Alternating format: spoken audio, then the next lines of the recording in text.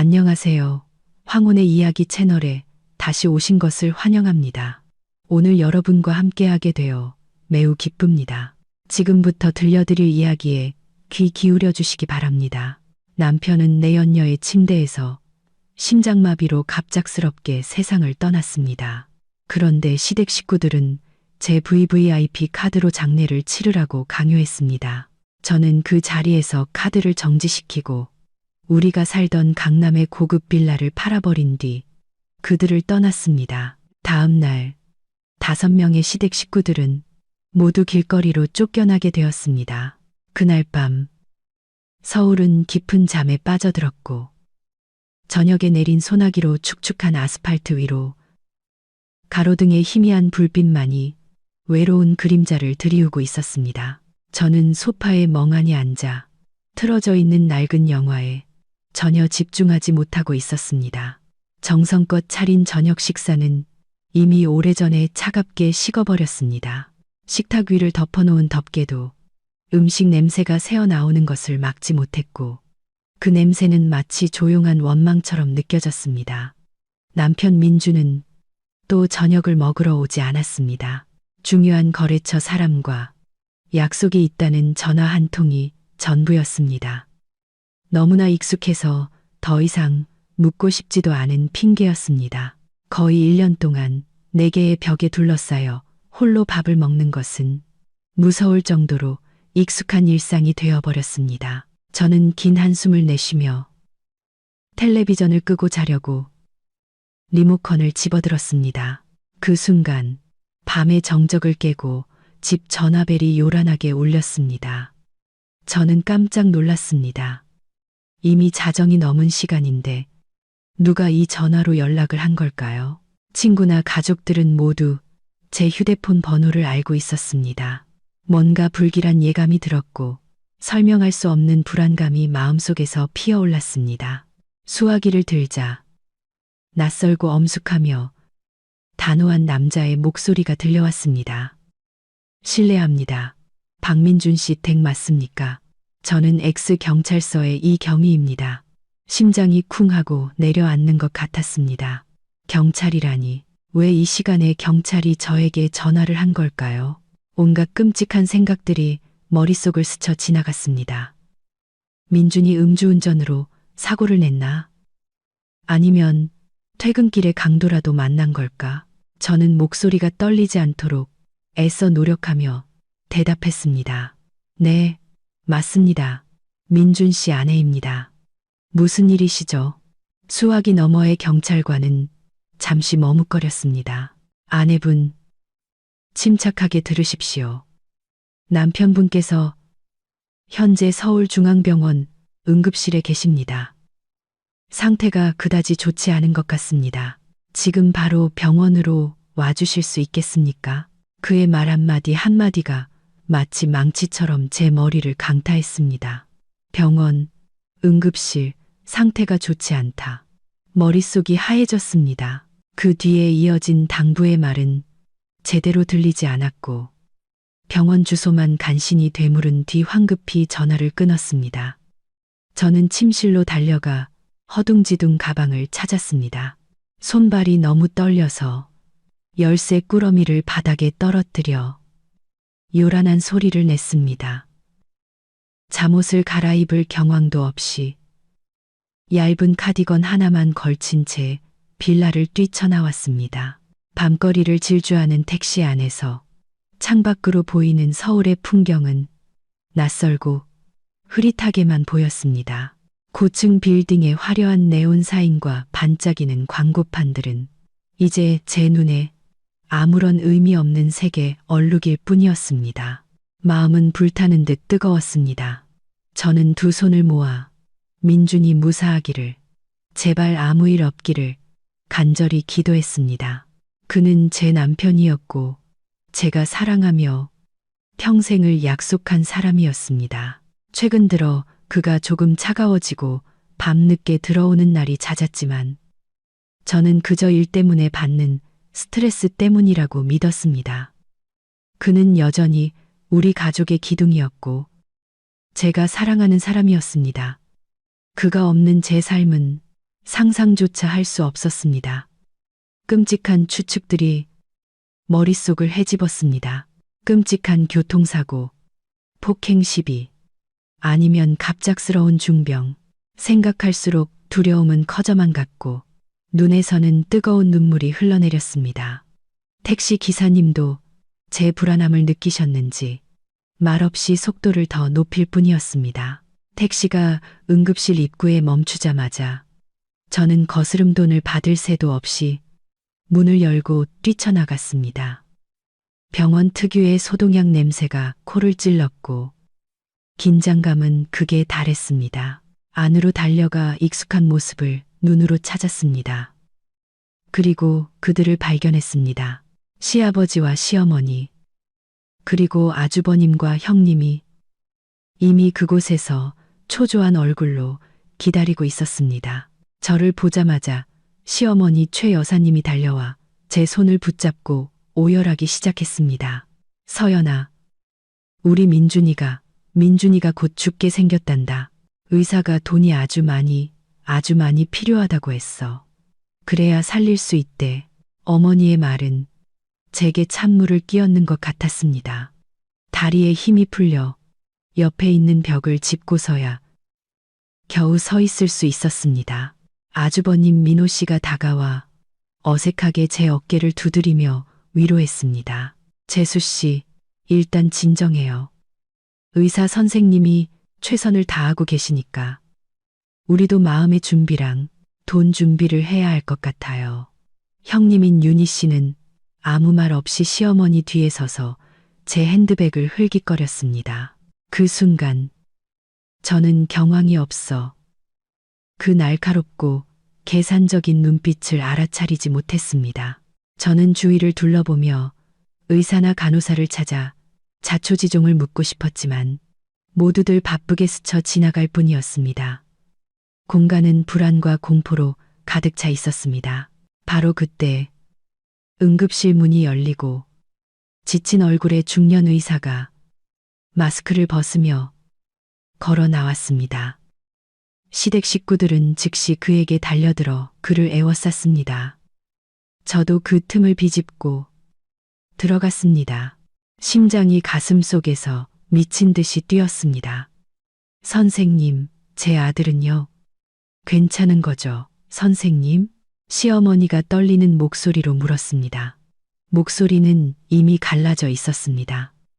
의사는 안타까운 눈빛으로 우리 가족을 둘러보았습니다. 그는 고개를 저으며 낮은 목소리로 말했습니다. 유감입니다. 환자분은 급성 심근경색이었습니다. 병원에 도착했을 때는 이미 심장이 잦은 상태였습니다. 저희가 최선을 다했지만 살릴 수 없었습니다. 마음 단단히 먹으시길 바랍니다.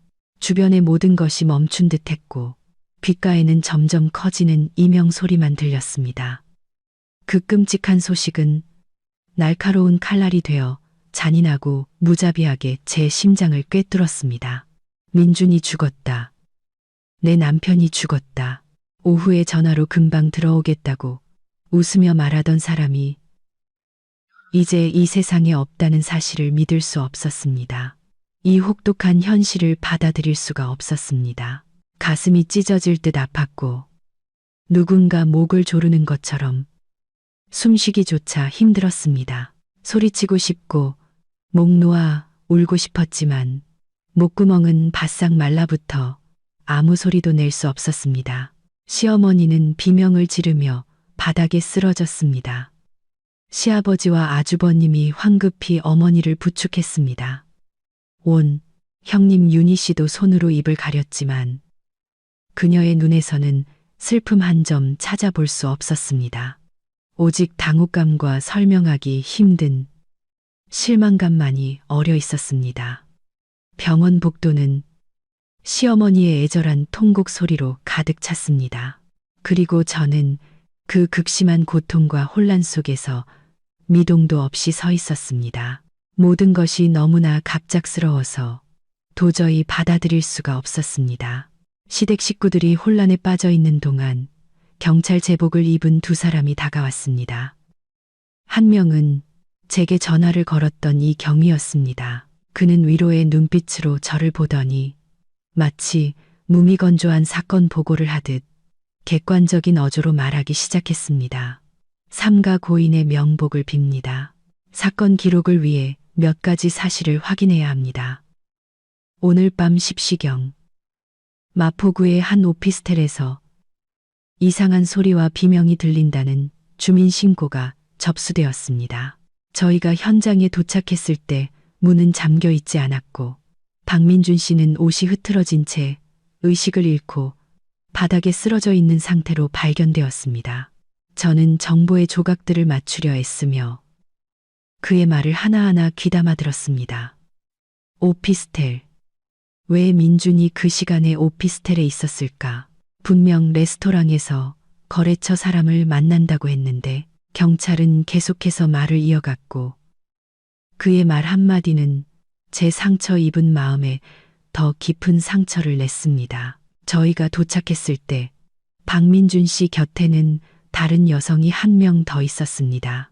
그녀의 진술에 따르면 두 사람이 함께 있다가 박민준 씨가 갑자기 가슴을 부여잡고 고통을 호소하며 쓰러졌다고 합니다. 너무 놀라서 구급차를 부른 뒤 바로 현장을 떠났다고 진술했습니다. 다른 여성. 그 네 글자가 제 머릿속에서 선명하고 날카롭게 울려 퍼지며 제가 붙잡고 있던 마지막 환상을 산산조각 냈습니다. 남편은 저를 속였을 뿐만 아니라 내 연녀의 침대 위에서 죽은 것이었습니다. 이 끔찍한 진실은 그의 죽음 소식보다 더 고통스러웠습니다. 그것은 참을 수 없는 치욕이자 용서할 수 없는 배신이었습니다. 시댁 식구들도 모두 경악했습니다. 늘 과묵하고 근엄한 표정을 짓던 시아버지의 얼굴이 굳어졌습니다. 시어머니는 울음을 그쳤습니다. 그녀는 고개를 들어 경찰을 보다가 다시 저를 쳐다봤습니다. 그 눈빛은 의심으로 가득 차 있었습니다. 아주버님과 형님은 서로를 쳐다보았고 그들의 얼굴에는 복잡한 표정이 스쳐 지나갔습니다. 순간 남편을 잃은 슬픔은 역겨움과 분노로 바뀌었습니다. 알고 보니 저는 지금껏 바보였습니다. 저는 집에서 저녁을 차려놓고 기다리며 그의 건강을 걱정하고 그가 하는 모든 말을 믿었습니다. 그런데 그는 다른 여자와 함께 제가 그가 힘들게 번 돈이라고 믿었던 돈으로 얻은 임대주택에서 즐기고 있었던 것입니다. 저의 사랑, 희생, 순결함은 모두 한순간에 우스꽝스러운 농담이 되어버렸습니다. 온몸의 피가 차갑게 식는 것 같았습니다. 다른 여자 곁에 누워있는 민준의 모습이 머릿속을 떠나지 않아 구역질이 났습니다. 저는 울지 않았습니다. 눈물은 이미 말라버렸고 텅 빈 공허함과 쓰라린 배신감만이 가득했습니다. 저는 남편을 잃었지만 더 끔찍한 것은 제가 그를 이미 오래전에 잃었다는 사실을 전혀 모르고 있었다는 점이었습니다. 제가 사랑하고 믿었던 사람은 그의 심장이 멈추기 훨씬 전부터 이미 죽었던 것입니다. 저 안에 누워있는 사람은 그저 거짓말쟁이, 배신자일 뿐이었습니다. 고통과 치욕이 채 가라앉기도 전에 형님 윤희 씨가 다가왔습니다. 목소리는 작았지만 그 말들은 가시처럼 제 귀를 찔렀습니다. 서연아, 일이 이렇게 된 거 너무 슬퍼만 하지 말고 건강 챙겨. 지금 가장 중요한 건 민준 씨 장례를 잘 치르는 거야.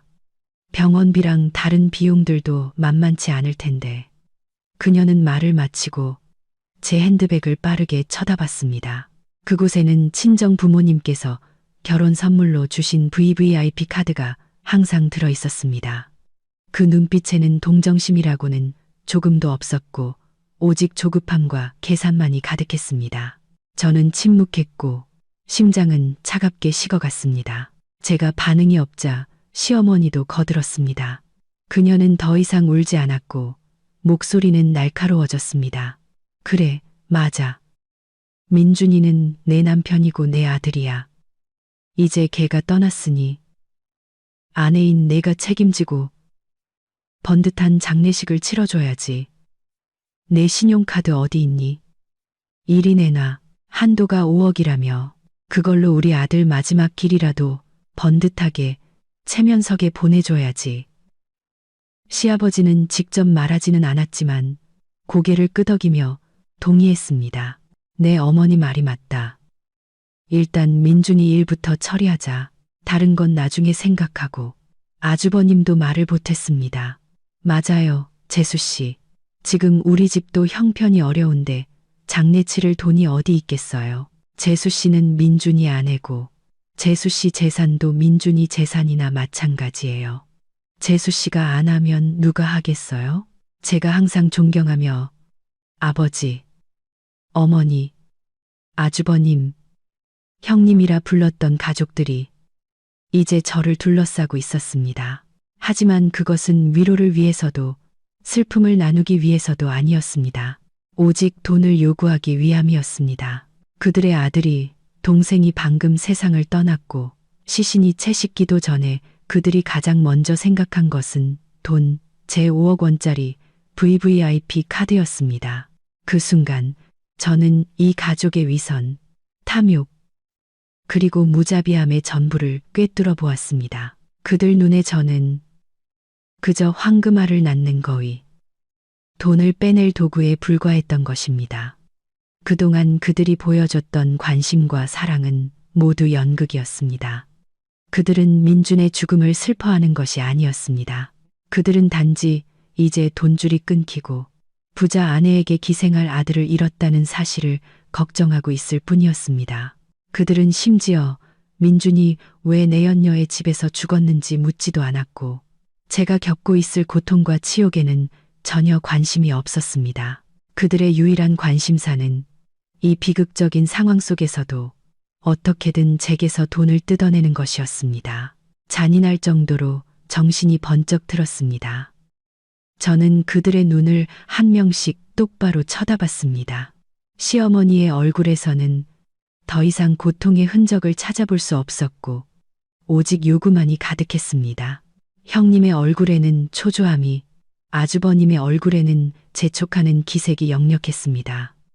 그리고 시아버지는 침묵했지만 그 눈빛 또한 동의로 가득 차 있었습니다. 그들은 시체를 뜯어먹으려는 독수리 떼였습니다. 분노가 가슴속에서 솟구쳤습니다. 고통보다도 더 강렬하게 그들은 제 안에 다른 사람을 깨웠습니다. 저 자신도 존재를 몰랐던 강하고 단호하며 결코 타협하지 않는 사람을. 저는 깊게 숨을 들이마셨습니다. 병원의 차가운 공기도 제 가슴 속에서 타오르는 분노의 불길을 식히지 못했습니다. 저는 고개를 들고 저를 둘러싼 네 사람을 똑바로 쳐다봤습니다. 제 입에서 나온 목소리는 더 이상 슬픔으로 떨리지 않았습니다.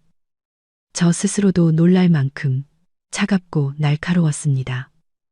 장례비요.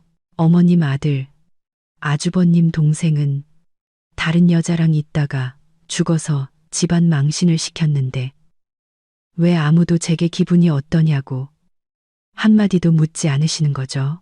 아니면 다들 눈에는 이 치욕스러운 죽음보다 돈이 더 중요한가요? 제 말은 그들의 얼굴에 찬물을 끼얹는 것과 같았습니다. 네 사람 모두 제가 감히 그런 말을 하리라고는 상상도 못했다는 듯 얼어붙었습니다. 시어머니가 더듬거렸습니다. 너 지금 무슨 소리를 하는 거야? 버릇없이 내 남편이 방금 죽었는데 제가 틀린 말 했나요? 저는 어머니의 말을 끊고 목소리를 더욱 높였습니다. 어머님 아들은 한 달 내내 일하고 아내에게 돈 한 푼 가져다 주지 않았어요. 그 월급이 다 어디로 갔는지 아세요? 아마 그 돈으로 내연녀를 먹여 살리고 그녀가 살 집을 얻어주는 데 썼겠죠. 저는 시어머니, 시아버지, 아주버님과 형님의 눈을 깊이 들여다보았습니다. 다들 말씀이 맞아요. 저는 아내고 책임이 있죠.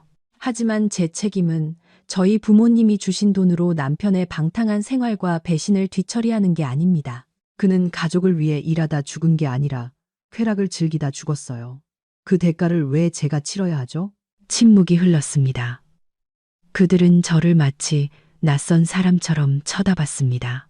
아마 그들은 그동안 순하고 인내심 많던 며느리가 이렇게 반항할 날이 오리라고는 상상도 못했을 겁니다. 그들이 아무 말도 못하는 것을 보고 저는 결정적인 한 방을 날리기로 했습니다. 모두의 놀란 시선 속에서 저는 침착하게 핸드백에서 휴대폰을 꺼냈습니다. 그들을 쳐다보지도 않고 화면을 빠르게 넘겨 카드사 콜센터 번호를 찾았습니다. 조용한 공간의 카드사 통화, 연결음이 소름 끼치도록 울려 퍼졌습니다. 네, 고객님. 무엇을 도와드릴까요? 안녕하세요. 저는 또렷하고 단호한 목소리로 말했습니다. VVIP 카드 소유주 김서연입니다. 카드 번호는 제 카드 한도 5억 원 전액을 즉시 긴급 정지해 주세요. 형님 윤희 씨는 입을 떡 벌리고 눈을 동그랗게 뜬 채 저를 쳐다봤습니다. 시어머니는 충격에서 깨어난 듯 제 손에서 휴대폰을 낚아채려고 달려들며 소리쳤습니다. 네가 미쳤구나. 지금 무슨 짓이야. 당장 그만두지 못해. 저는 한 걸음 물러서서 어머니의 손을 피했습니다. 아주버님도 얼굴이 불그락푸르락해져서 소리쳤습니다. 재수 씨, 지금 무슨 장난이에요? 자기가 무슨 짓을 하는지는 알고 있어요? 저는 손을 들어 그들을 조용히 시키고 계속해서 콜센터 직원에게 말했습니다. 네, 요청 확인합니다. 사유는 카드 도용 위험이 의심되어서입니다. 즉시 처리 부탁드립니다. 은행 측으로부터 카드 한도가 성공적으로 동결되었다는 확인을 받은 후에야 저는 전화를 끊었습니다. 저는 고개를 들어 순식간에 표정이 변한 시댁 식구들을 똑바로 쳐다봤습니다. 마음속에는 후회한 점 없었습니다. 그들의 분노가 폭발하기 직전이었지만 저는 더 이상 두렵지 않았습니다. 이것은 시작에 불과했습니다. 시어머니는 저를 막지 못하자 대기 의자에 주저앉아 허벅지를 치며 저주를 퍼부었습니다. 아이고, 하늘도 무심하시지. 우리 집안이 무슨 죄를 지어서 너 같은 걸 며느리로 들였을까. 이 독사 같은 것, 은혜도 모르는 것. 네 남편 죽은 지 얼마나 됐다고 벌써 이렇게 배신을 해. 네가 사람이냐. 그녀는 병원을 지나가는 사람들의 시선을 끌며 온갖 험한 말로 욕을 하고 하소연했습니다. 하지만 그 말들은 더 이상 제게 상처가 되지 않았습니다. 저는 동정 어린 눈으로 그녀를 바라봤습니다. 어머님, 저는 마지막으로 그녀를 불렀습니다. 목소리는 얼음장처럼 차가웠습니다. 제가 이 집에 며느리로 들어온 이후로 제 도리를 다하지 않은 적이 있었나요? 부모님께 버릇없이 굴지도 않았고 민준 씨 속 썩인 적도 없었습니다. 그런데 제가 받은 건 뭔가요? 남편의 기만과 온 가족의 탐욕뿐이었습니다. 저는 이 집에 아무 빚도 없습니다. 저는 시아버지와 아주버님을 똑바로 쳐다봤습니다. 그리고 한 가지 더 모두에게 확실히 말씀드리죠. 저희가 살고 있는 강남 빌라는 결혼 전 저희 부모님께서 제게 주신 재산입니다. 등기부등본에도 제 단독 명의로 되어 있습니다. 그건 부부 공동 재산이 아니며 박 씨 집안과는 아무런 관련이 없습니다. 그러니 꿈도 꾸지 마세요. 제 말 한마디 한마디는 단호하고 명확했습니다. 형님 윤희 씨는 빌라 얘기를 듣자 얼굴이 하얗게 질렸습니다. 시어머니는 욕을 멈추고 입만 벙긋거렸습니다. 늘 침묵을 지키던 시아버지 박영수 씨가 마침내 잠긴 목소리로 입을 열었습니다. 너, 우리 가족을 전부 길거리로 내쫓을 셈이냐? 누구를 내쫓는 게 아닙니다. 제가 대답했습니다. 그 집은 제 집이고 모든 결정권은 저에게 있습니다. 그리고 민준 씨 시신은 그의 죽음에 책임이 있는 사람들과 그의 가족이 책임져야 한다고 생각합니다. 저는 이만 가보겠습니다.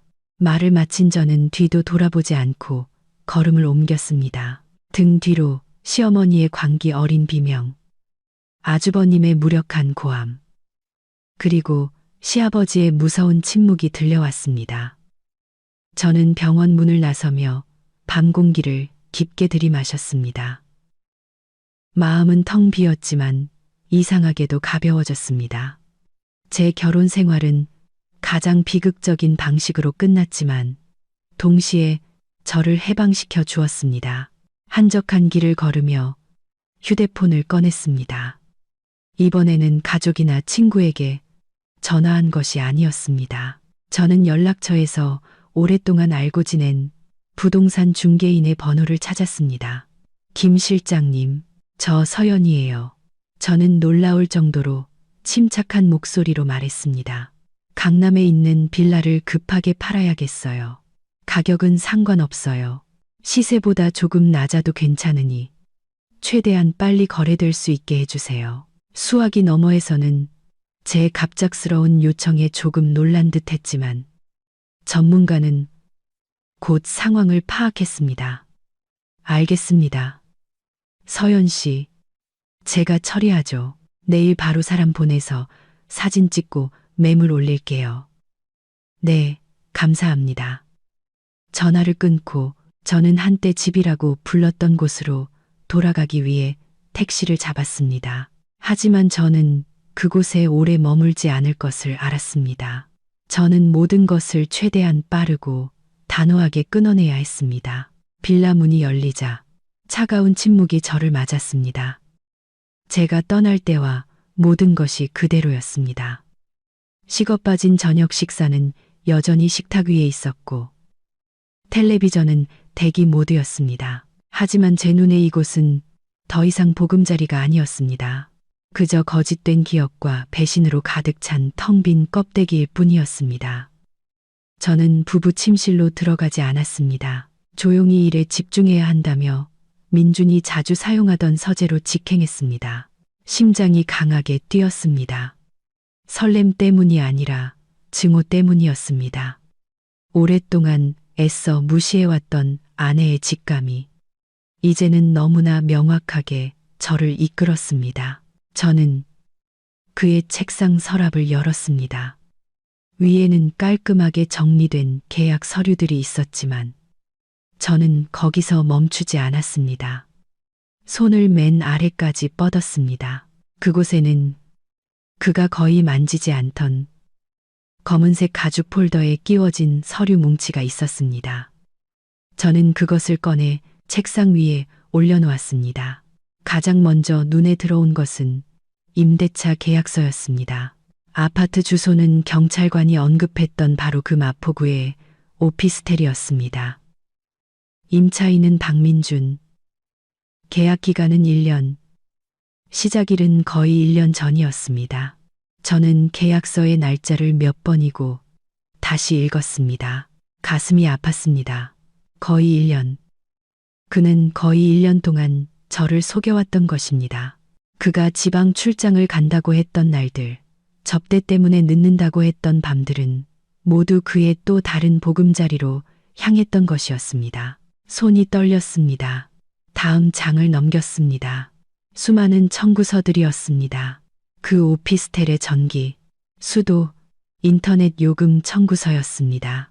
그 사이에는 그가 멀리 있는 거래처를 만나러 가야 한다고 말했던 주말에 고급 호텔 영수증들이 끼워져 있었습니다. 하지만 저를 완전히 무너뜨린 것은 맨 아래에 있었습니다. 작은 빨간색 벨벳 상자. 그 안에는 유명 보석상의 구매 영수증이 있었습니다. 값비싼 보석 목걸이였습니다. 구매 날짜는 몇 달 전 제 생일이었습니다. 그날 그는 갑작스러운 출장이 생겼다며 무미건조한 축하 문자 한 통만 보냈었습니다. 알고 보니 그는 내연녀의 선물을 사느라 바빴던 것입니다. 그리고 가장 잔인했던 것은 결제 항목에 적힌 가족카드, 본인 회원 김서연이라는 글자였습니다. 그는 바로 제 돈으로, 제가 믿고 맡겼던 제 가족카드로 다른 여자에게 줄 선물을 샀던 것입니다. 증오가 혈관 속에서 들끓었습니다. 저는 울지도 소리치지도 않았습니다.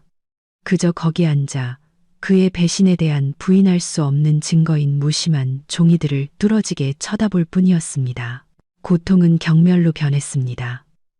저는 이 모든 것들을 조심스럽게 다시 모아 별도의 가방에 넣었습니다. 이것은 저의 무기가 될 것입니다. 저는 더 이상 짓밟히지 않을 것이고 그와 그의 가족이 저를 계속 이용하도록 내버려 두지 않을 것입니다. 저는 너무나 어리석었습니다. 이제는 제 자신을 구해야 할 때였습니다. 저는 거실 소파에 앉아 있었습니다. 주변에는 민준의 외도 증거들이 테이블 위에 펼쳐져 있었습니다. 얼마나 그렇게 앉아 있었는지 몰랐습니다. 창밖은 이미 동이 트고 있었습니다. 머리는 텅 비었지만 동시에 극도로 냉정했습니다. 다음 단계를 계획하고 있는데 갑자기 초인종이 미친 듯이 연달아 울렸습니다. 그와 함께 문을 쾅쾅 두드리는 소리와 시어머니의 익숙한 비명이 들려왔습니다. 김서연, 이 악마 같은 년, 당장 문 열어. 내 아들 재산 다 가로챌 셈이야. 문 열어. 그녀의 날카로운 목소리가 조용한 공간 전체에 울려 퍼졌습니다. 이어서 아주버님의 위협적인 목소리가 들렸습니다. 재수 씨, 못 들은 척하지 말고 문 열고 제대로 얘기합시다. 안 열면 문 부수고 들어갈 겁니다. 그들 가족이 모두 몰려온 것이었습니다. 아마 병원에서 저를 어쩌지 못하자 곧바로 이곳으로 와서 압력을 가하고 그들이 자신의 권리라고 생각하는 것을 요구하려 한 것이 분명했습니다. 저는 꼼짝 않고 앉아 있었습니다. 지금 문을 여는 것은 호랑이 굴에 제 발로 들어가는 것과 같다는 것을 알았습니다. 그들은 이성적으로 대화하지 않을 것입니다. 오직 폭력과 독설로 저를 공격하고 돈과 이 집을 내놓으라고 강요할 것입니다. 문을 두드리는 소리는 점점 더 강해졌습니다. 마치 튼튼한 나무 문을 부술 기세였습니다. 형님 윤희 씨도 시어머니를 따라 목소리를 보탰습니다. 서연아, 어떻게 이럴 수가 있니? 남편이 죽은 지 얼마나 됐다고 벌써 재산 계산부터 하니? 문 열어봐. 무슨 일이든 차근차근 얘기하자. 우리 한 가족이잖아. 그녀의 목소리는 다정하게 들렸지만 그 속내는 칼날과 같았습니다. 한 가족, 정말 웃기는 소리였습니다. 저는 비웃었습니다. 저는 대답하지도 어떤 소리도 내지 않았습니다. 침착하게 휴대폰을 꺼내 녹음 기능을 켜고 마이크를 문 쪽으로 향하게 하여 테이블 위에 놓았습니다. 이 모든 협박과 비방을 녹음해야 했습니다. 나중에 제게 도움이 될 것입니다. 꽤 긴 시간 녹음을 한 후 저는 이 상황을 계속 방치할 수 없다고 판단했습니다. 그들은 이웃에게 피해를 줄 것이고 저는 일을 더 시끄럽게 만들고 싶지 않았습니다. 저는 연락처에서 빌라 관리사무소 번호를 찾았습니다. 네, 관리사무소입니다. 안녕하세요. 저는 최대한 침착하고 명확한 목소리로 말했습니다. 25호 입주민 김서연입니다. 지금 저희 집 앞에서 한 무리의 사람들이 문을 두드리고 소리치며 저를 위협하고 있습니다. 문을 부수고 들어오겠다고 합니다. 관리사무소에서 사람을 보내 제지해 주셨으면 합니다. 신변의 위협을 느끼고 있습니다. 네, 알겠습니다. 집 안에 가만히 계세요. 바로 경비팀 보내겠습니다. 전화를 끊자 마음이 다시 평온해졌습니다. 밖에서는 여전히 고함과 문 두드리는 소리가 그치지 않았습니다. 하지만 저는 그들의 연극이 곧 막을 내릴 것을 알았습니다. 몇 분 후 전동 카트 소리와 경비원들의 큰 목소리가 들렸습니다. 시어머니의 욕설은 말다툼과 논쟁으로 바뀌었습니다. 그리고 점차 모든 것이 조용해졌습니다. 그들은 쫓겨난 것입니다. 저는 안도의 한숨을 내쉬었지만 마음속에서는 또 다른 결심이 싹겠습니다. 저는 더 이상 여기에 머물 수 없었습니다. 오늘은 쫓겨났지만 내일, 모레 그들은 다시 돌아올 것입니다. 그들이 저를 괴롭힐 다른 방법을 찾기 전에 저는 즉시 이곳을 떠나야 했습니다. 다시 조용해졌을 때 저는 쉴 틈이 없었습니다. 육체적인 피로감도 행동해야 한다는 마음속의 충동을 이기지 못했습니다. 저는 시간이 많지 않다는 것을 알았습니다. 탐욕스럽고 끈질긴 시댁 식구들은 쉽게 포기하지 않을 것입니다. 그들은 곧 어쩌면 더 난폭하게 돌아올 것입니다. 저는 일어나 침실로 빠르게 걸어 들어갔지만 옷을 챙기기 위함이 아니었습니다. 먼저 벽에 걸린 그림 뒤에 이 빌라의 등기부 등본, 신분증, 약간의 외화, 그리고 부모님께서 혼수로 주신 모든 보석들이었습니다. 저는 이 모든 것을 작은 크로스백에 조심스럽게 넣었습니다. 다음으로 민준의 외도, 증거가 담긴 가방을 들고 다시 한번 확인한 뒤 여행 가방에 넣었습니다. 그것은 저의 부적이었습니다. 그 후에야 옷을 챙기기 시작했습니다. 모든 것을 다 가져가려는 욕심을 부리지 않았습니다. 꼭 필요한 옷가지와 개인용품만 골랐습니다. 민준이 제게 사준 모든 물건, 결혼사진, 사랑의 기념품들은 모두 남겨두었습니다. 그것들을 보니 더 이상 아쉬움은 느껴지지 않았고 오직 조소만이 느껴졌습니다. 모든 것이 그가 꾸며낸 사기극의 일부일 뿐이었습니다. 저는 큰 여행 가방 2개를 끌었습니다. 마음은 깃털처럼 가벼웠습니다. 사실 새로운 거처를 찾는 것은 충동적인 결정이 아니었습니다. 약 6개월 전 민준의 거리감이 점점 커지는 것을 느끼면서 여자의 직감으로 조용히 퇴로를 준비해 두었습니다. 저는 제 비상금으로 이곳에서 멀리 떨어진 다른 구에 작은 오피스텔을 임대해 두었습니다. 민준에게는 시골에서 올라온 친구에게 잠시 빌려준 것이라고 거짓말을 했습니다. 그 오피스텔은 작지만 보안이 매우 좋았고 가장 중요한 것은 아무도 그곳의 존재를 모른다는 것이었습니다. 그곳이 바로 지금 저의 안전한 피난처였습니다. 자정이 가까워져 단지 전체가 잠들었을 때 저는 행동을 개시했습니다. 저는 대형 콜밴을 부르고 기사에게 집 앞이 아닌 길가에 세워달라고 부탁했습니다. 빌라의 모든 불을 끄고 문을 살짝 열어 밖을 살폈습니다. 아무도 잠복하고 있지 않다는 것을 확인하고 나서야 조용히 여행 가방 2개를 끌고 나가 문을 잠그고 기다리고 있던 차를 향해 빠르게 걸어갔습니다. 차에 앉아 저는 마지막으로 빌라를 돌아보았습니다. 희미한 가로등 불빛이 하얀 벽에 비쳐 그곳은 외롭고 차갑게 보였습니다. 이곳은 한때 꿈이었고 자부심이었으며 제가 가꾼 보금자리였습니다. 하지만 이제 이곳은 저의 어리석었던 청춘을 가둔 금빛 세장에 불과했습니다. 그곳을 떠나며 저는 슬픔이 아니라 무한한 해방감을 느꼈습니다. 과거여 안녕. 나의 어리석음이여 안녕. 차는 저를 인생의 새로운 장으로 데려갔습니다. 제가 임대한 오피스텔은 현대적인 건물의 15층에 있었습니다. 복도에 서서 반짝이는 도시의 야경 일부를 볼 수 있었습니다. 이곳은 빌라보다 훨씬 작았고 침실 하나와 주방이 딸린 거실이 전부였습니다. 하지만 제가 열쇠를 꽂고 문을 열었을 때 깨끗하고 아늑한 공간이 펼쳐졌습니다. 저는 이곳이야말로 진정한 제 집, 거짓도 탐욕도 없는 안전한 피난처라는 것을 알았습니다. 그날 밤 끔찍했던 하루가 지나고 처음으로 저는 눈을 붙일 수 있었습니다. 비록 꿈속에서는 악몽이 계속되었지만 말입니다. 다음 날 아침 창문으로 햇살이 비칠 때 잠에서 깼습니다. 저는 피곤한 몸을 이끌고 일어나 커피 한 잔을 타서 식탁에 멍하니 앉아 있었습니다. 어제와 그제 일어난 일들이 마치 슬로우 모션 영화처럼 선명하고 고통스럽게 지나갔습니다. 하지만 저는 무너지는 것을 허락하지 않았습니다. 아직 해야 할 일이 많았습니다.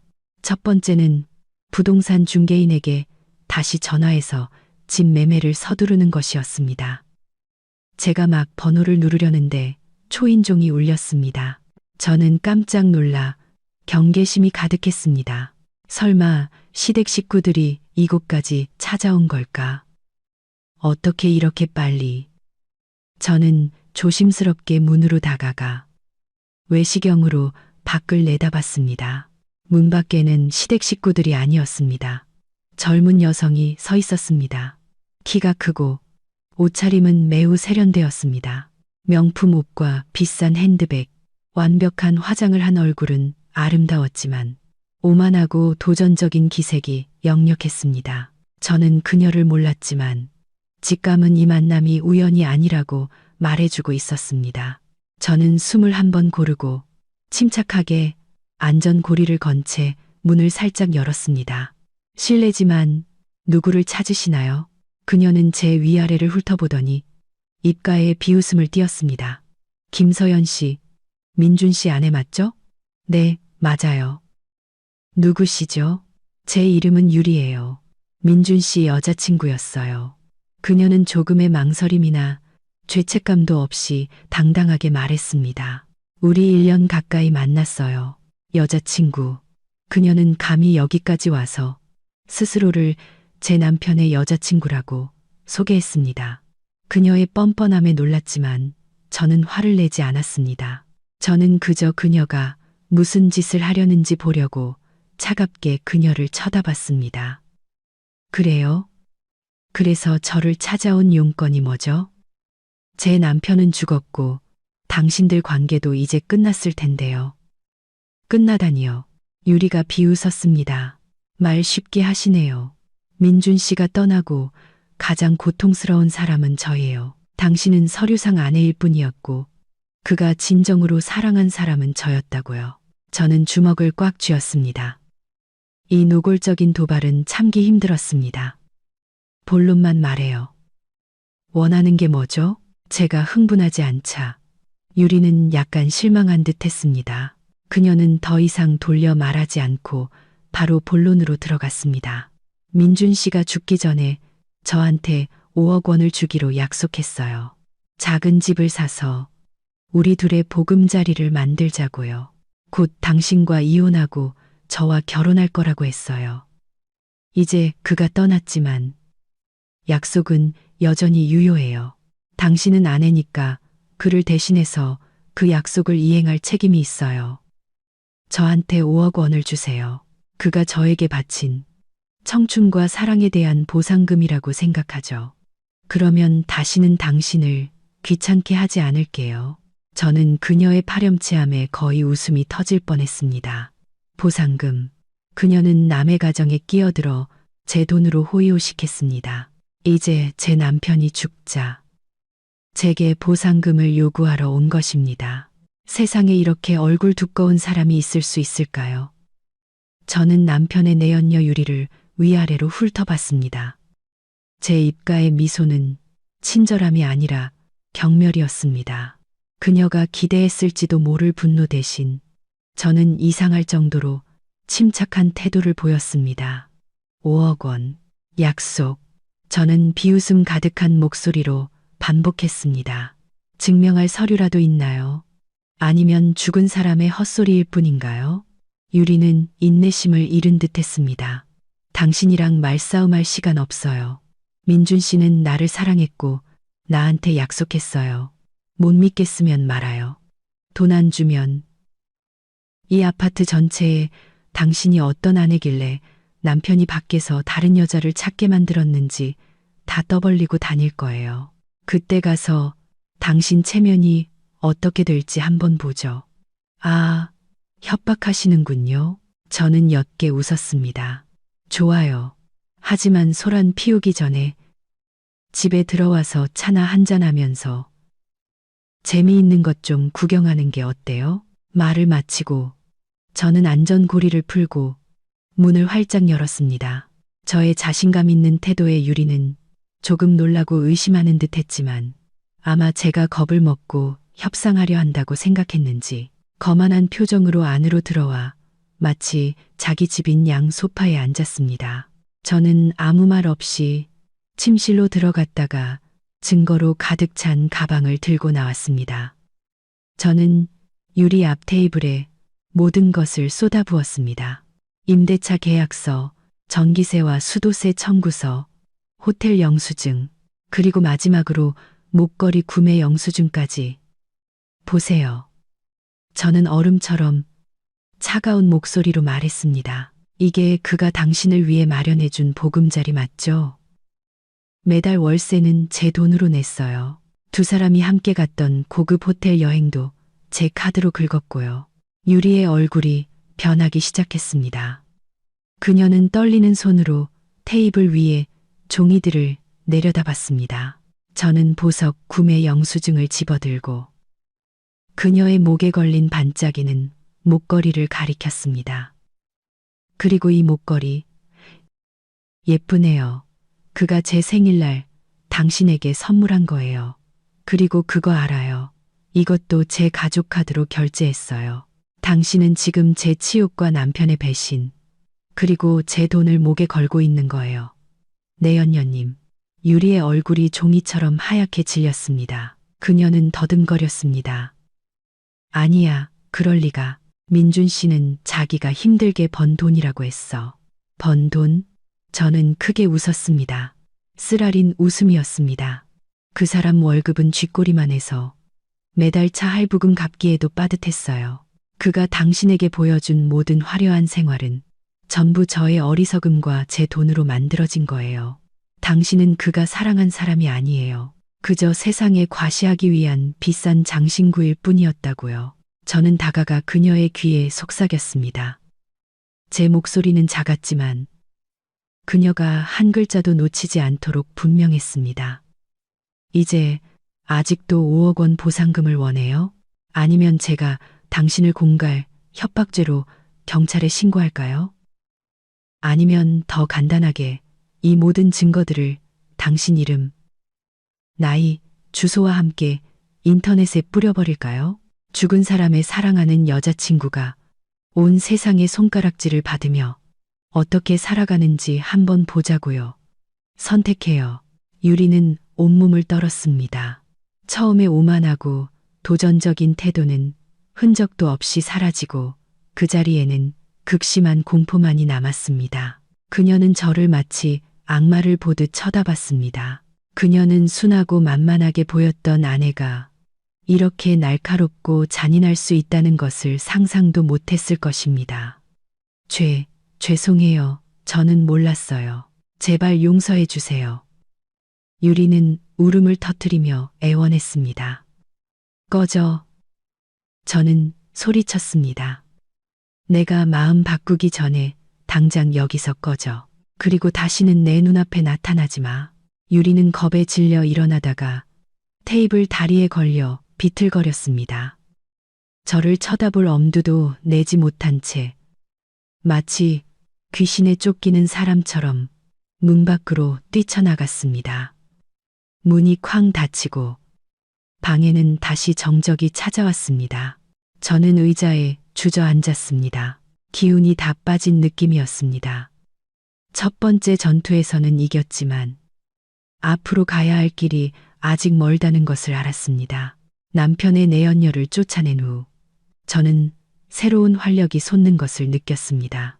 더 이상 감상에 젖거나 슬퍼할 시간이 없었습니다. 저는 부동산 중개인 김 실장님에게 전화를 걸었습니다. 목소리는 단호했습니다. 실장님, 저 서연이에요. 빌라 매매는 어떻게 되어가고 있나요? 서연 씨, 마침 전화하려고 했어요. 수화기 넘어 김 실장님의 목소리는 들떠 있었습니다. 좋은 소식이에요. 오전에 매물을 올렸는데 오후에 바로 집을 보겠다는 손님이 나타났어요.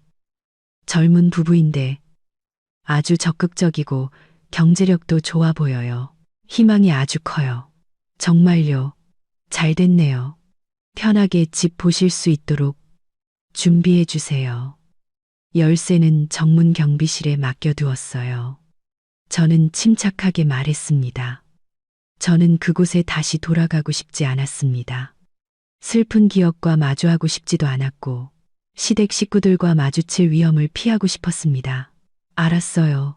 보고 나서 바로 연락 줄게요. 걱정 말아요. 전화를 끊자 마음이 한결 가벼워졌습니다.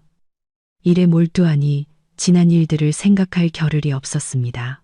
저는 작은 오피스텔을 다시 청소하고 물건들을 정리하며 그곳을 온전히 저만의 공간으로 만들었습니다. 김 실장님의 말대로 늦은 오후에 그녀에게서 다시 전화가 왔습니다. 목소리에는 기쁨이 가득했습니다. 서연 씨, 손님들이 집을 아주 마음에 들어해요. 집도 예쁘고 위치도 좋고 남겨둔 기본 가구들도 아주 좋아하네요. 무엇보다 서연 씨가 제시한 가격이 시세에 비해 너무 합리적이라서 바로 계약하고 싶대요. 심장이 조금 더 빨리 뛰었습니다. 정말요? 바로 계약금을 걸겠다고요? 네. 확실하게 하려고 서연 씨를 직접 만나서 구체적인 얘기를 하고 계약금을 내고 싶어 해요. 언제가 편한지 알려줘요. 우리 사무실에서 만나는 게 편하겠죠? 이것이 바로 제가 바라던 것이었습니다. 빠른 시작. 네, 실장님. 내일 오전 9시는 어떠세요? 실장님 사무실로 갈게요. 좋아요. 그렇게 정하죠.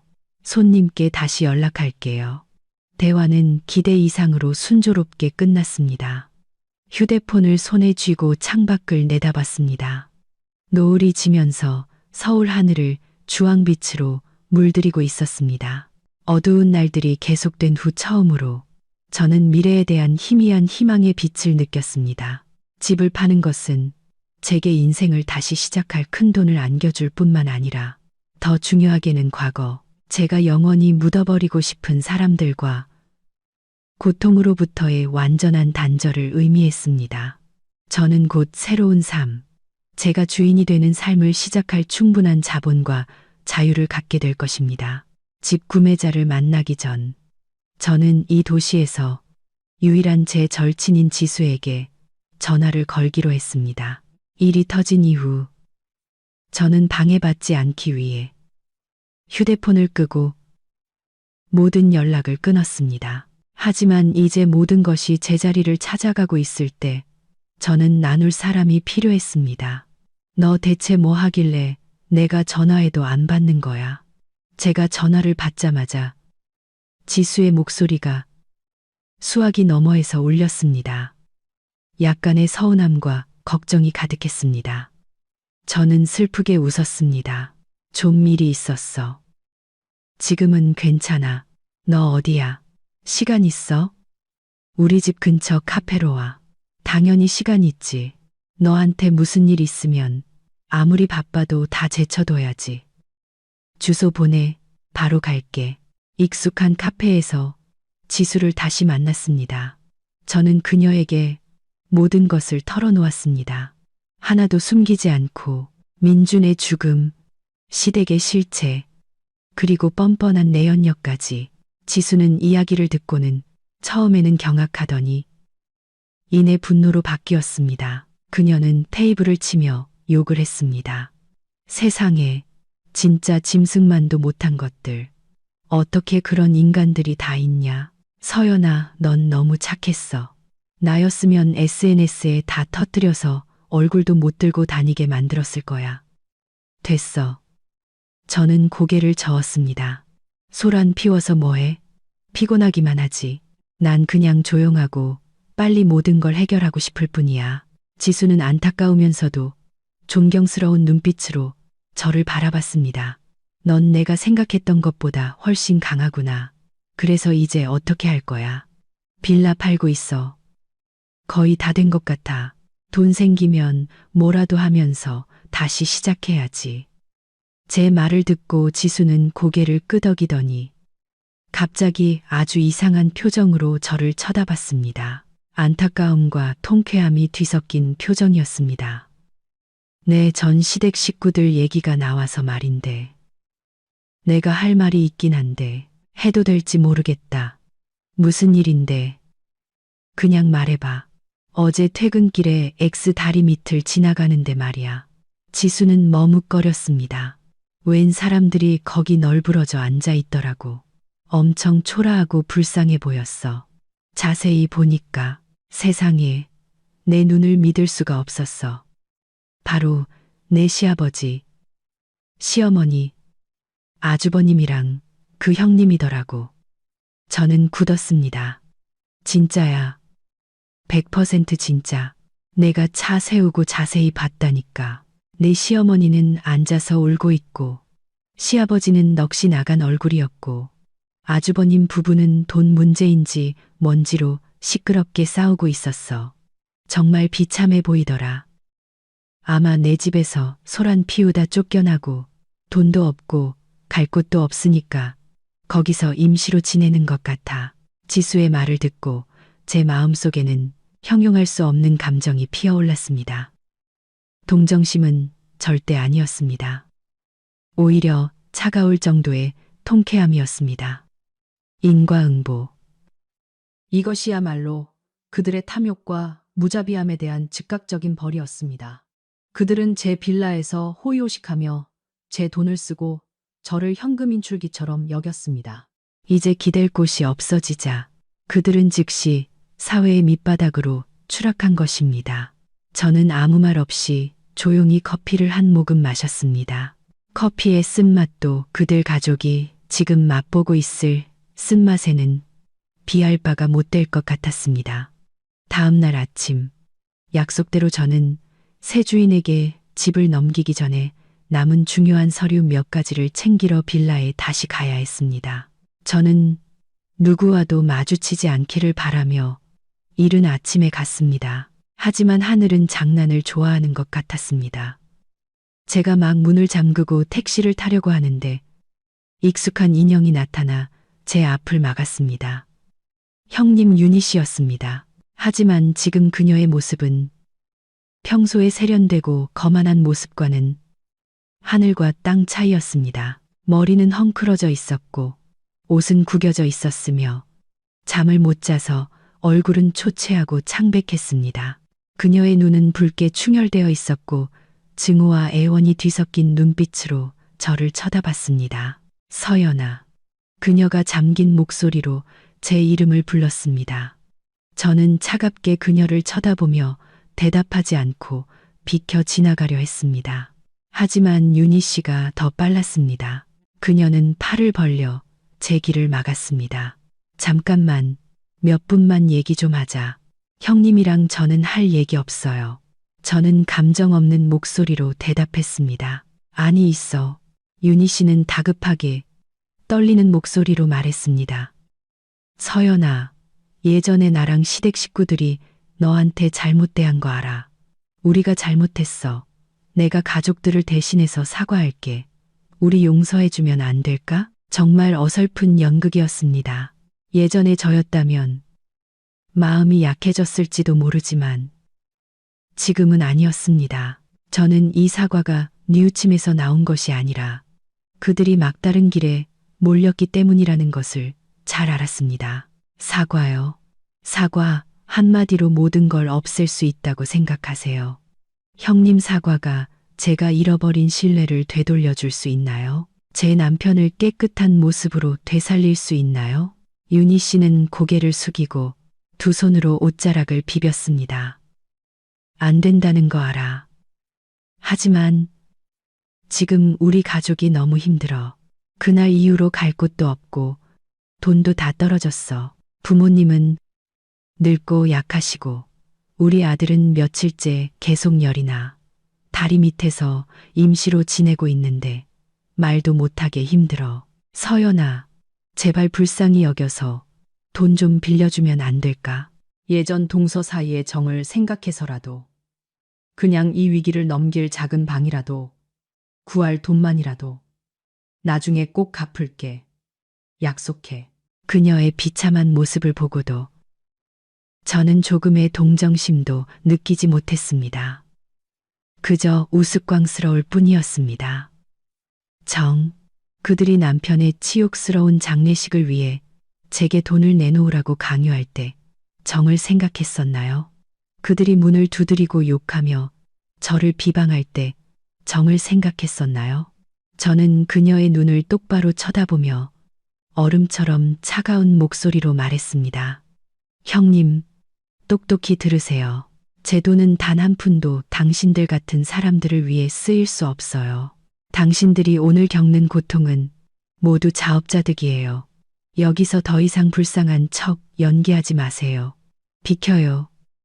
말을 마치고 저는 단호하게 그녀의 팔을 밀치고 기다리고 있던 택시를 향해 걸어갔습니다. 윤희 씨는 제가 그렇게까지 무정할 수 있다는 것을 믿지 못하겠다는 듯 멍하니 서 있었습니다. 등 뒤에서 그녀가 증오에 찬 목소리로 외치는 소리가 들렸습니다. 김서연, 이 악독한 것, 너도 똑같이 벌 받을 거야. 저는 뒤돌아보지 않고 비웃음만 지었습니다. 벌을 받아야 할 사람들은 바로 당신들이에요. 연극은 이제 끝났습니다. 김 실장님의 부동산 사무실에 들어서자 저는 보이지 않는 무거운 짐을 내려놓은 듯한 기분이 들었습니다. 형님과의 불쾌한 만남을 뒤로하고 저는 눈앞의 목표에 완전히 집중했습니다. 젊은 부부가 이미 그곳에 앉아 기다리고 있었습니다. 그들은 온화하고 예의 바르며 매우 기뻐 보였습니다. 안녕하세요. 남편분이 일어나 저와 악수하며 친근하게 웃었습니다. 저는 이쪽은 제 아내 한입니다. 저희는 서연 씨 집이 정말 마음에 들었어요. 안녕하세요. 저도 미소로 답했습니다. 비즈니스적인 미소였지만 진심이 담겨 있었습니다. 저도 집이 좋은 새 주인을 만나게 되어 기쁩니다. 김 실장님은 곧 우리를 회의 테이블로 안내했습니다. 각종 서류와 계약서가 이미 준비되어 있었습니다.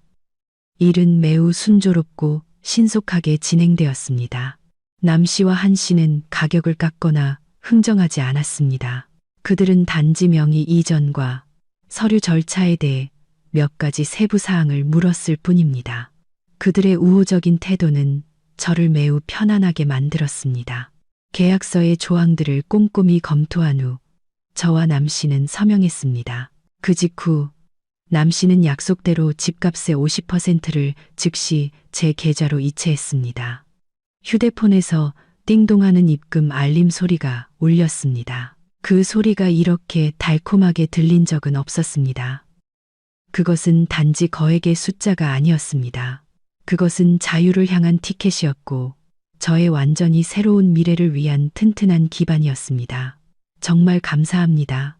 빨리 절차가 마무리되어서 새 집으로 이사 갔으면 좋겠네요. 한 씨가 기쁘게 말했습니다. 네, 그럼요. 김 실장님과 협력해서 최대한 빨리 진행될 수 있도록 하겠습니다. 그들이 떠나기 전에 우리는 다시 한번 악수했습니다. 김 실장님은 손님을 배웅하고 돌아와 기쁜 얼굴로 제 어깨를 두드렸습니다. 축하해요, 서연 씨. 거래가 정말 빠르고 깔끔하게 끝났네. 나도 덕 좀 봤어요. 이 돈으로 이제 뭐 할 계획이에요? 저는 여전히 분주하게 움직이는 사람들로 가득 찬 창밖을 내다봤습니다. 아직 잘 모르겠어요. 실장님, 아마 조용한 곳에서 잠시 쉬면서 모든 걸 정리할 시간을 가질 것 같아요. 그러고 나서 다음을 생각해야죠. 그것도 좋지. 그동안 너무 힘든 일을 많이 겪었으니까 마음을 추스를 시간이 필요할 거야.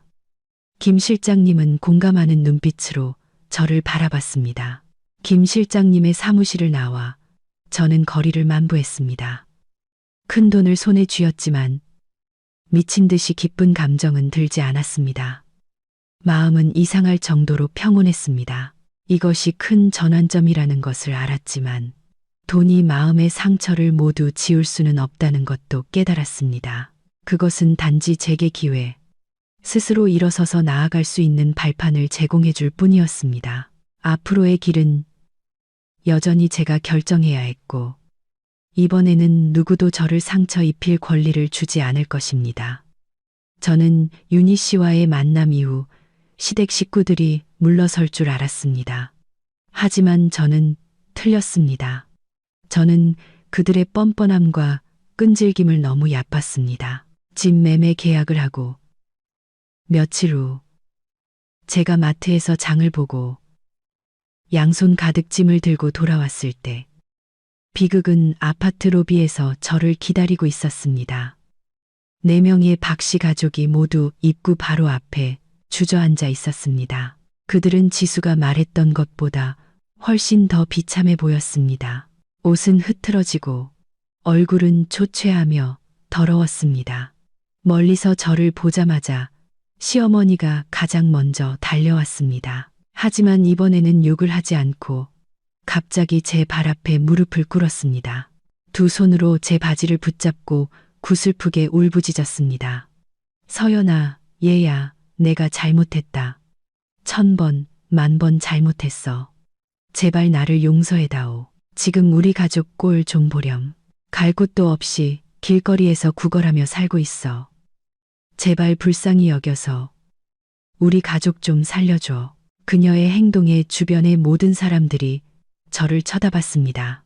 웅성거리는 소리가 들리기 시작했습니다. 시아버지도 비틀거리며 다가와 고개를 숙이고 떨리는 목소리로 말했습니다.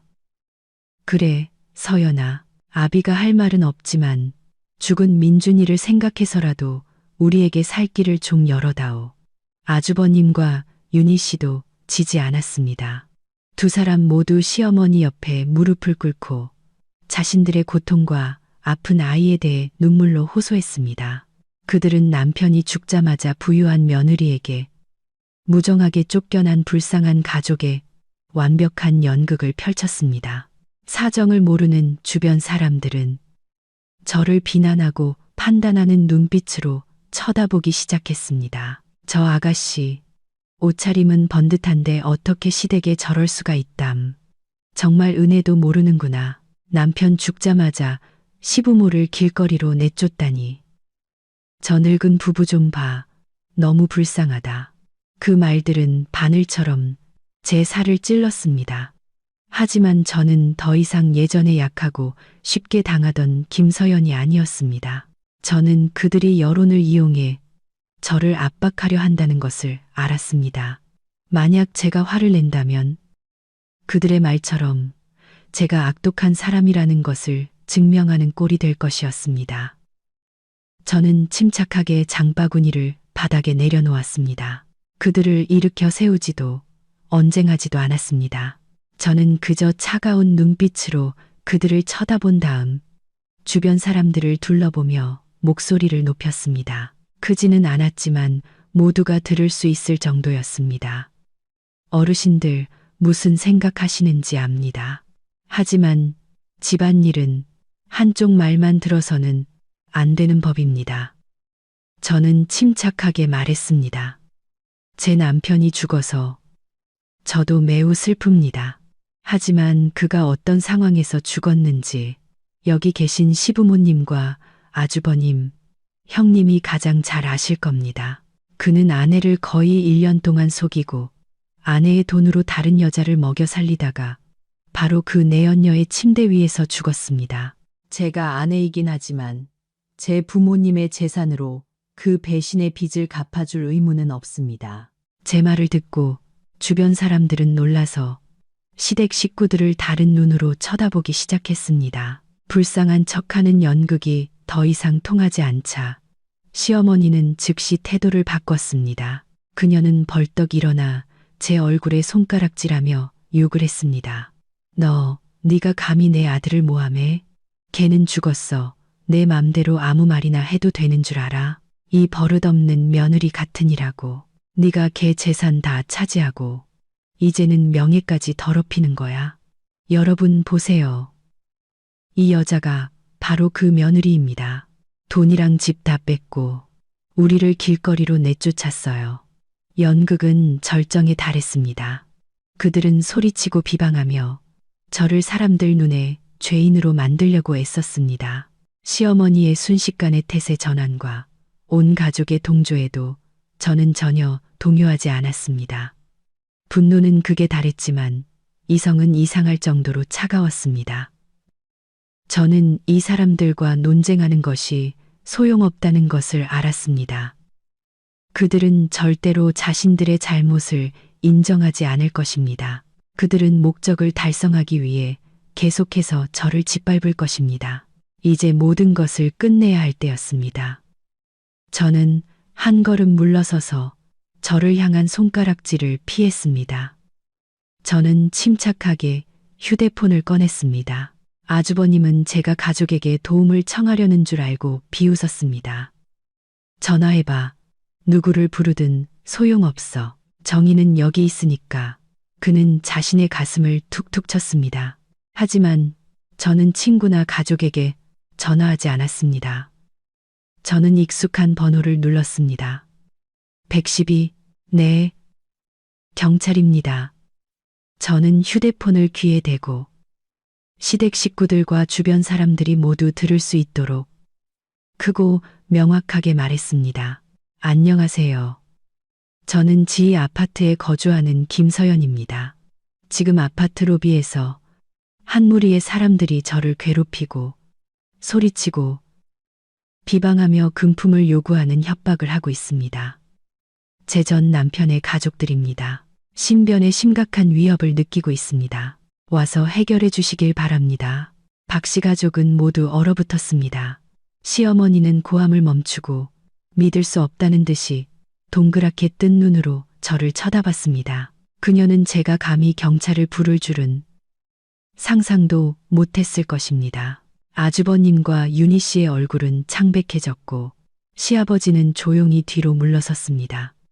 상황이 심각해지자 몇몇 이웃들이 저를 말렸습니다. 아가씨, 그만해요. 집안일은 조용히 해결해야지. 경찰까지 부르면 일이 커져요. 저는 그들을 보며 단호하게 말했습니다. 조언 감사합니다. 아주머니, 하지만 이건 더 이상 집안일이 아닙니다. 이건 공공질서 문란 행위이고 공갈 협박입니다. 제가 확실히 하지 않으면 그들은 저와 이 아파트 전체를 계속해서 괴롭힐 겁니다. 약 10분 후 2명의 경찰관이 도착했습니다. 경찰 제복을 보자 시댁 식구들은 더욱 겁에 질렸습니다. 시어머니는 울며 떼를 쓰려 했지만 한 경찰관이 엄한 목소리로 막았습니다. 조용히 하세요. 관련된 분들은 모두 경찰서로 가서 진술하시죠. 여긴 소란 피울 곳이 아닙니다. 저는 경찰에게 남편이 죽은 후로 계속해서 그들에게 시달리고 협박받았다고 간략하게 설명했습니다. 또한 예전 빌라에서 그들이 저를 협박했던 말을 녹음한 증거가 있다고도 밝혔습니다.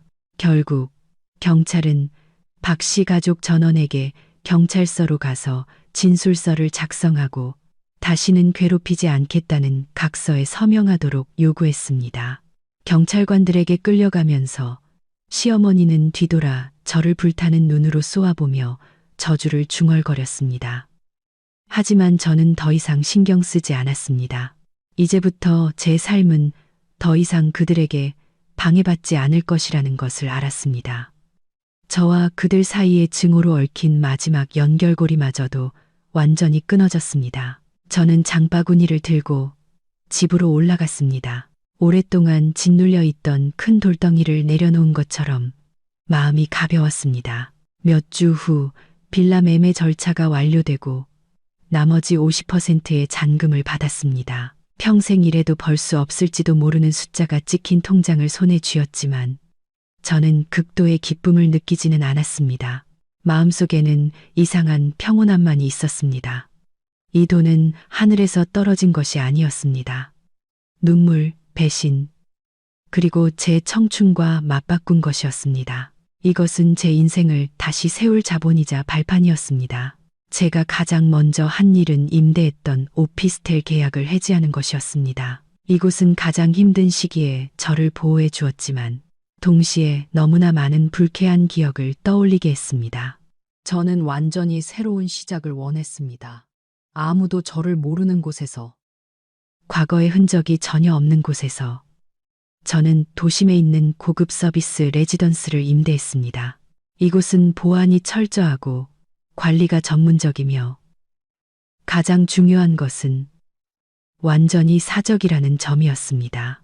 저는 전화번호를 바꾸고 절친 지수를 제외한 모든 옛 지인들과의 연락을 끊었습니다. 영혼의 상처를 치유하기 위한 진정한 휴식이 필요했습니다. 처음 며칠 동안은 아무것도 하지 않았습니다. 저는 스스로에게 게으름을 허락했고 정해진 시간표 없이 살았습니다. 피곤하면 자고 배고프면 먹었습니다. 발코니에 몇 시간씩 앉아 분주한 도시를 내려다보고 예전에는 시간이 없어서 읽지 못했던 책들을 읽고 좋아하는 음악을 들었습니다. 점차 마음이 다시 회복되는 것을 느꼈습니다. 고통은 여전히 남아 있었지만 더 이상 쑤시거나 매일 밤 저를 괴롭히지 않았습니다. 어느 날 오후 조용한 골목길을 산책하다가 우연히 꽃집을 지나게 되었습니다. 가게는 크지 않았지만 다채로운 색상의 신선한 꽃들로 아기자기하게 꾸며져 있었습니다. 공기 중에 퍼지는 부드럽고 순수한 꽃향기에 마음이 갑자기 가벼워졌습니다.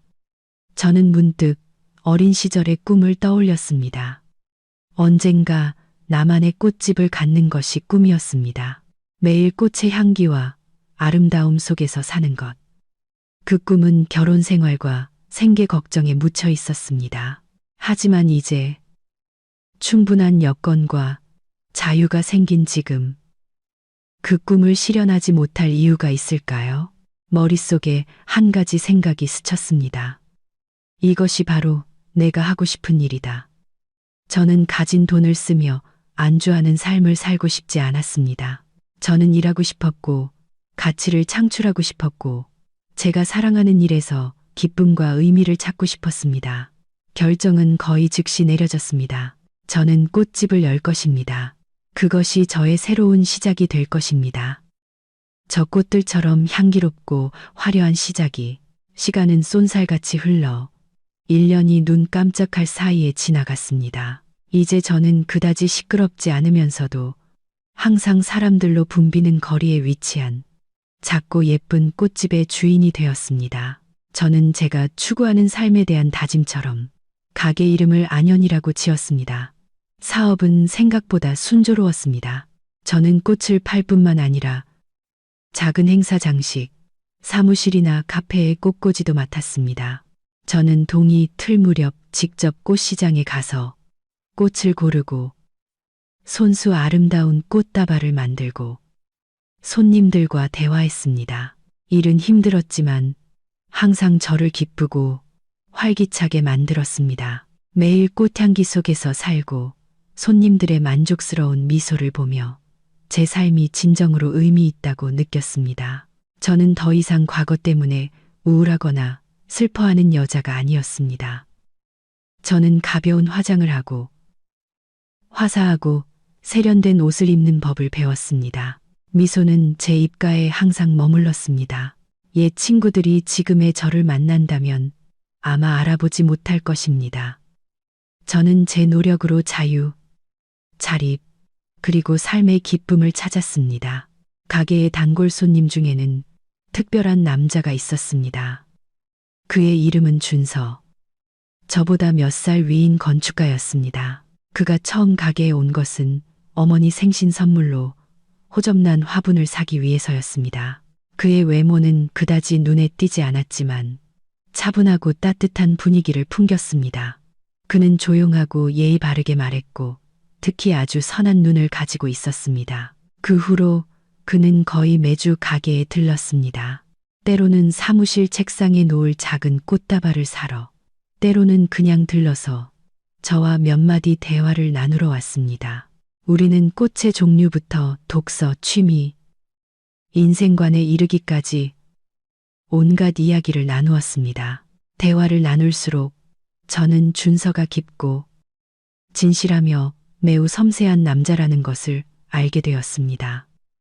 그는 제 과거에 대해 한 번도 묻지 않았습니다. 하지만 대화를 통해 제가 겪었던 일들을 이해하고 있다는 느낌을 받았습니다. 그는 항상 제게 안전함과 존중받는 느낌을 주었습니다. 한 번은 제가 망가진 진열장을 고치느라 낑낑거리는 것을 보고 그는 주저없이 소매를 걷어붙이고 도와주었습니다. 이마에는 땀이 송골송골 맺혔지만 입가에는 항상 미소가 있었습니다.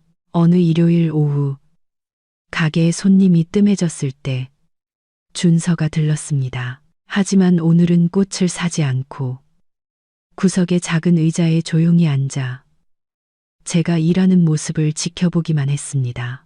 제가 마지막 꽃바구니를 다 만들었을 때 그가 마침내 입을 열었습니다. 목소리는 낮고 따뜻했습니다. 서연 씨, 할 말이 있어요. 저는 고개를 들었습니다.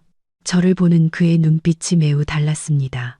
약간의 긴장감과 함께 진심이 가득했습니다. 말씀하세요.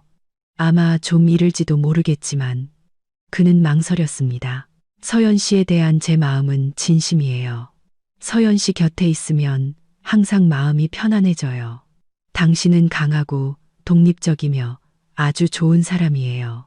저는 당신과 함께 미래를 만들고 싶어요. 제가 당신에게 행복을 주고 당신을 지켜주는 그런 미래를요. 저에게 기회를 줄 수 있을까요?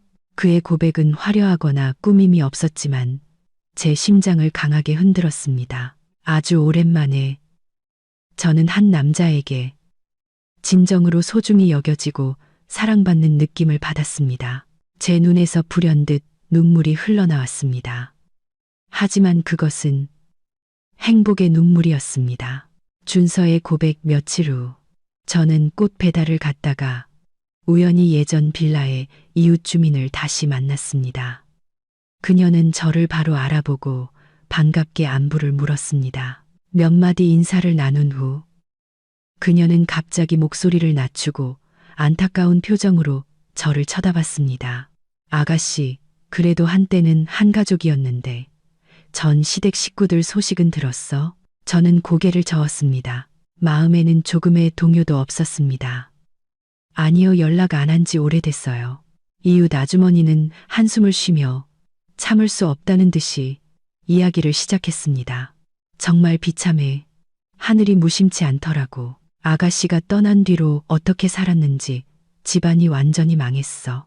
듣자 하니 시아버지 박영수 씨는 너무 속을 끓이다가 뇌졸중으로 쓰러져서 이제는 누워서 말도 잘 못한대. 시어머니 최 여사님은 복권을 팔러 다니고 어쩔 때는 시장에서 구걸하는 걸 봤다는 사람도 있어. 그녀는 잠시 말을 멈추고 혀를 찼습니다. 가장 불쌍한 건 아주버님네야. 남편은 게으르고 도박에만 빠져서 돈 다 날리고 그 아내 윤희 씨는 더 이상 못 참고 이혼 서류 내고 애 데리고 친정으로 가버렸대.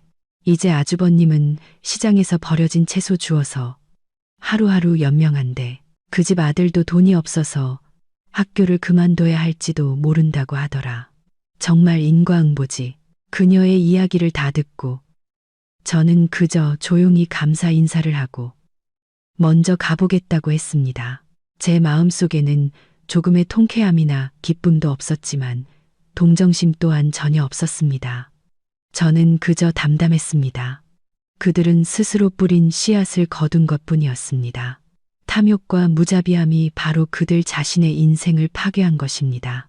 저는 더 이상 원망하지 않았습니다. 제 삶은 이제 훨씬 더 밝고 좋은 새로운 장으로 넘어갔기 때문입니다.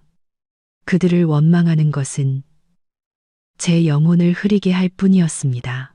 그날 저녁 준서는 꽃집 문을 닫은 후 저를 데리러 왔습니다. 우리는 함께 한강변을 산책했습니다. 밤바람은 시원했고 도시의 불빛은 환상적으로 반짝였습니다. 준서는 제 손을 꼭 잡았습니다. 제 제안에 대해 생각해 봤어요. 저는 멈춰서서 그의 눈을 똑바로 쳐다봤습니다. 따뜻함과 신뢰로 가득 찬 눈이었습니다. 저는 환하고 온전한 미소를 지으며 말했습니다. 네, 좋아요.